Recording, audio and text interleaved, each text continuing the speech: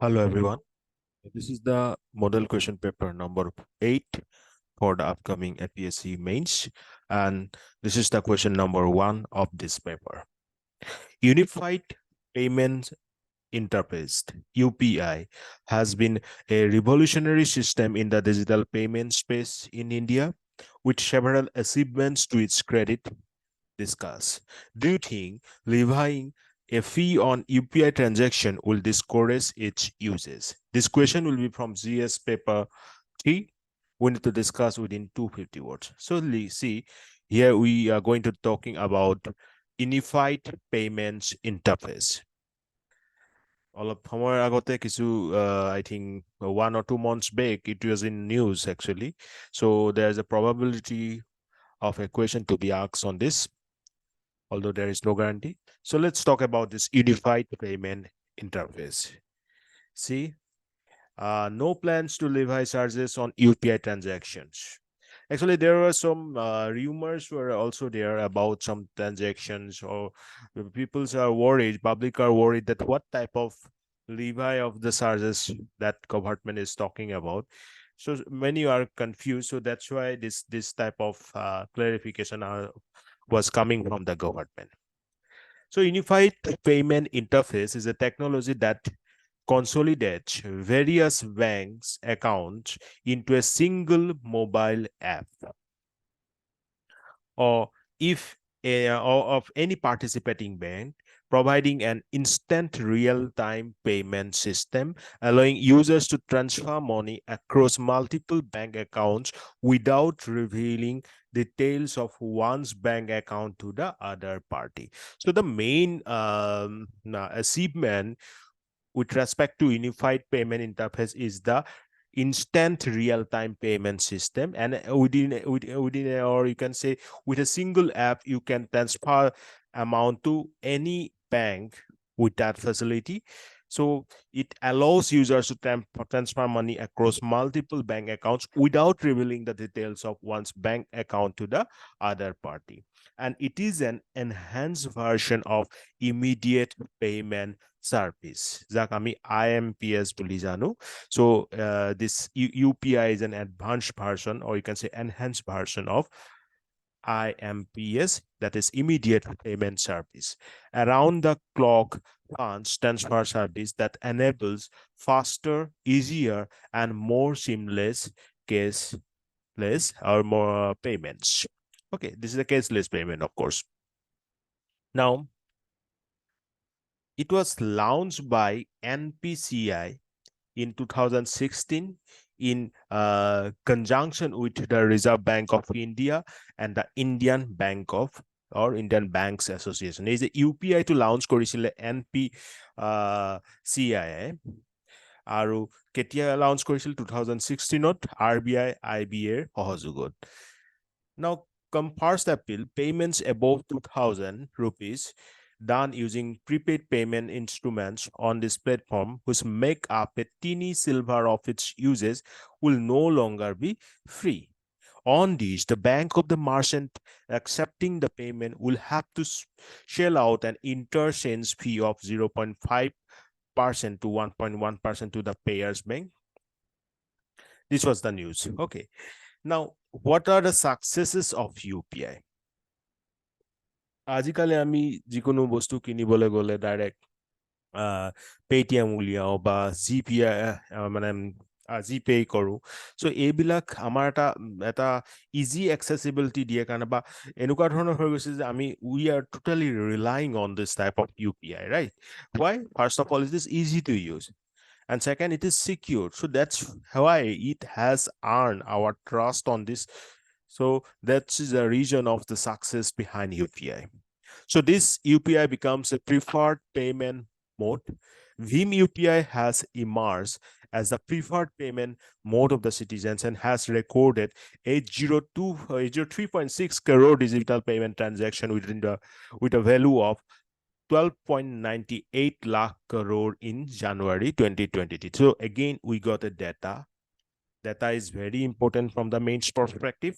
So 803.6 crore digital payment transaction happened with a value of 98 lakh crore in the month of January 2023 with respect to this Bhim UPI. We have to give an example. So without giving the example, this answer will be not fully complete. So better we have to go for Bhim UPI than this other UPIs. So Bhim UPI has earned this record, a 03.6 crore payment transaction with 12.98 lakh crore values in January 2023. Now, instant and convenient mode of payment. Unlike cash, money can be instantaneously transferred to the beneficiary account using digital modes like Bhim UPI, IMPS. More by using the Bhim UPI mode, one can effect a digital transaction via mobile phone using mobile number or easy to remember virtual payment address. That is a kind of email-like address. Bhim UPI has enabled access to multiple bank accounts in a single mobile app, and that facilitates the ease of payment. So instant and convenient mode of payment. Then enhanced financial inclusion. Digital payments offer anytime, anywhere access to accounts, thus making it easy for citizens to receive payments in their account and to also make payments using their phones. So people who may have been deterred by the time and traveling costs involved in physically accessing a bank outlet for transaction can now conveniently access the bank account digitally and get various benefits of being part of the formal banking system and becoming financial included or financially included. Recently launched UPI 123 Pay enables future phone users to make digital transaction through UPI in assisted voice mode, facilitating the digital transaction and financial inclusion in the rural areas. So maximum financial inclusion হৈছে আগতে যিসকলে কষ্টৰ কাৰণে suppose travelling কষ্টৰ কাৰণে হওক বা টাইমৰ অভাৱত হওক বেংকত গৈ সেইখিনি কৰাটো বা এটিএমৰ ডাঙৰ লাইন লগোৱাত সময় নষ্ট কৰাটো ৱেইটিং for a waiting in a long queue to withdraw or this type of banking related transaction. Now we don't need to do that, and that way more people getting included these financial systems.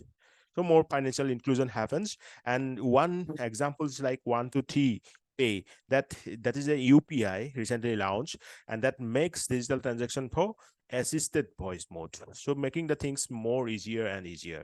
Then increased transparency in the government system. Earlier case payments were subject to leakage, payments that do not reach the recipient in full.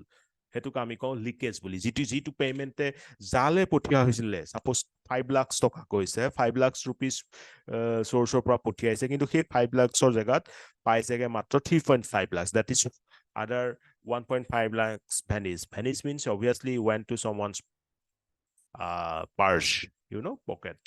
So that type of leakage happened earlier. Or ghost recipients or fake recipients, particularly in the context of social security benefits by the government transfer, happened earlier. But now benefits are directly transferred to the target beneficiary, that is through direct benefit transfer or DBT account through digital modes of payment. So DBT এটা main benefit হৈছে যেটো আগতে leakage হৈছিল payment transfer বা ghost recipient problem আছিল, সেইটো দূৰ কৰিছে.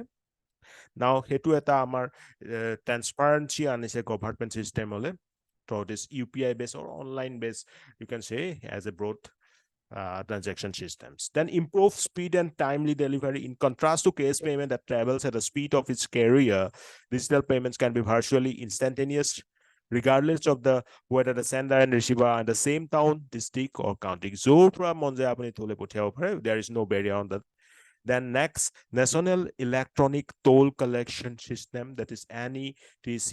NETC system enables the customer to make electronic payments at NETC-enabled toll plazas on the highway without stopping at the toll using radio frequency identification technique.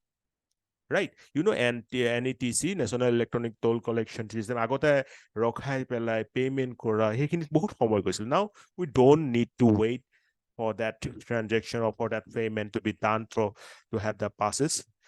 Just you should have radio frequency identification technology enabled in your means car or vehicle. Then easily it will be drawn or it will be withdrawn from your account. So that's a very easy process and speedy process.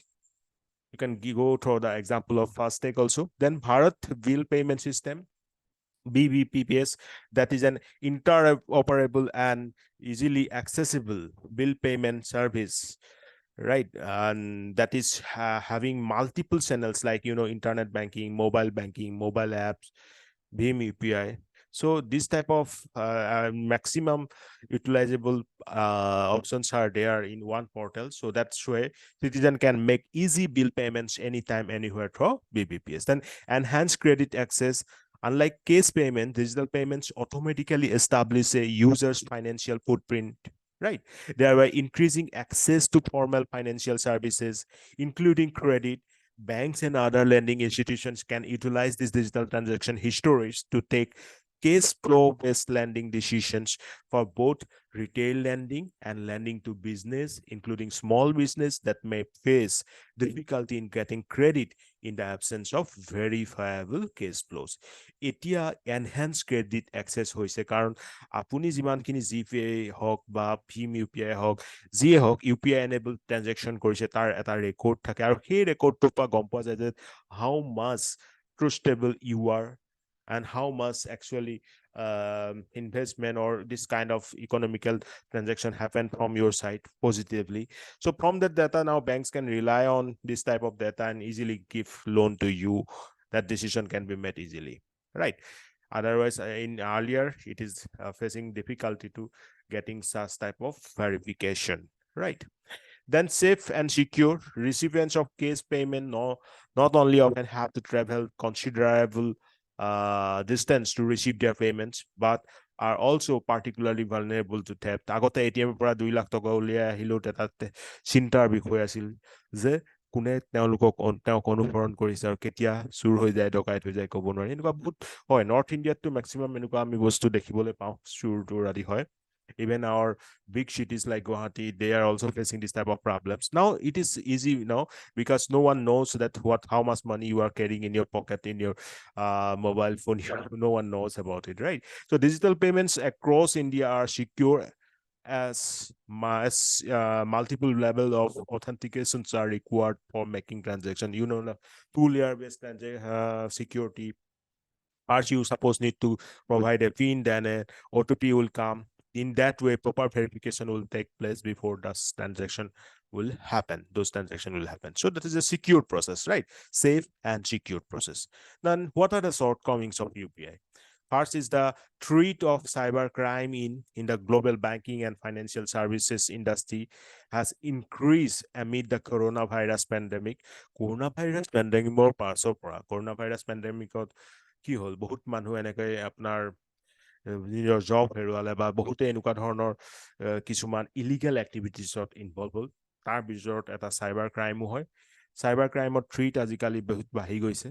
As for example, give examples of malicious software like Cerberus বহুত famous হয়, চাব পাৰে আপোনালোকে নেটত এবাৰ।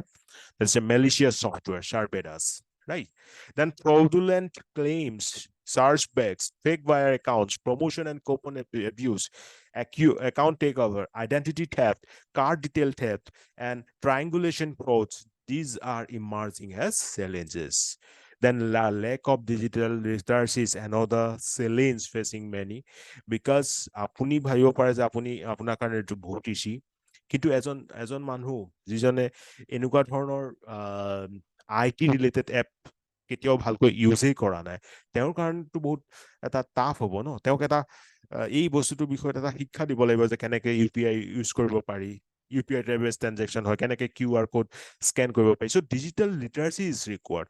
Now, in case of India, there's a great lack of digital literacy, and that is again creating one more challenge for UPI.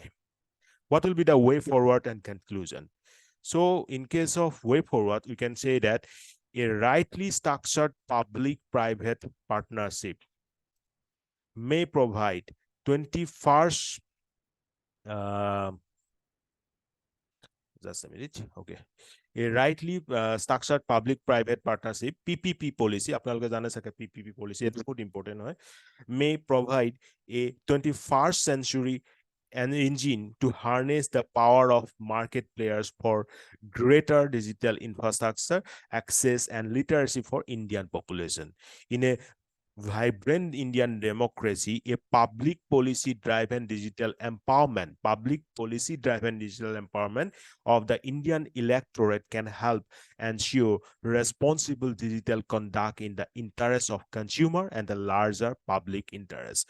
So ultimately, actually, we are talking like that. We are talking actually about PPP-based policy in such digital mode of transaction or in such digital infrastructure based financial economy. Means we have to enhance, or we have to increase the digital literacy among the Indian population, or you can say among the Indian electorate through a PPP mode kind of system. Means they will be first provided enough information through some kind of public based company which will be imparting such knowledge to that electorate. Then they will show that how to use the technology. They will in that way increase the digital literacy. And then if we bring this type of UPI to our Indian market, okay, that is a really a vibrant democracy, or you can say that is a very potential economy. Then we can say that UPI will be full utilized, or UPI's benefits will be full utilized. So that's all for today. I hope we have discussed some very important points regarding UPI, its benefits and its problems and way forwards. With this, I'm ending today's session. Thank you very much. Bye-bye. Take care. Good night.